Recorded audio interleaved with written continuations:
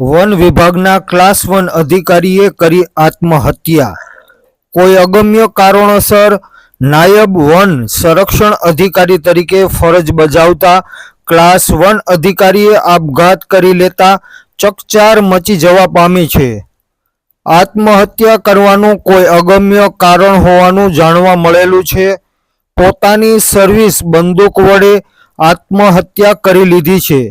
પોતાના બેડરૂમમાં પોતાના લમણે બંદૂક તાકીને આપઘાત કરી લેતા વન વિભાગના અધિકારીઓ અને કર્મચારીઓમાં પણ અરેરાટી વ્યાપી ગયેલી છે। આ સમાચારની મળતી માહિતી મુજબ ક્લાસ 1 અધિકારી એવા રમેશ પરમાર કે જેઓ સ્વભાવે શાંત અને ભક્તિભાવમાં રહેનારા અધિકારી હતા, વર્ષ 2017 ઇન્ડિયન ફોરેસ્ટ સર્વિસ તેમજ સામાજિક વનીકરણ વિભાગના નાયબ સંરક્ષક તરીકે દાહોદ જિલ્લામાં ફરજ બજાવી રહેલા છે।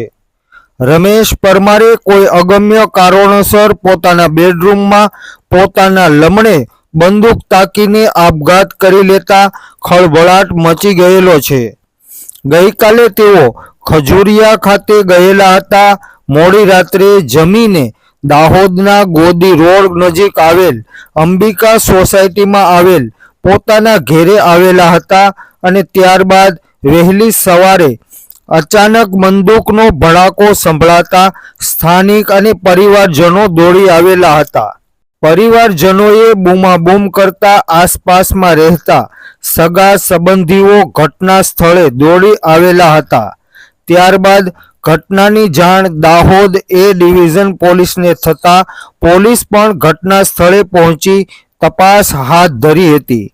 દાહોદ એ ડિવિઝન પોલીસે ઘટના સ્થળે આવીને પંચ કેસ કરી તથા મૃતદેહને વધુ તપાસ માટે પીએમ અર્થે દાહોદ ઝાયડસ હોસ્પિટલ ખાતે મોકલવામાં આવેલો હતો।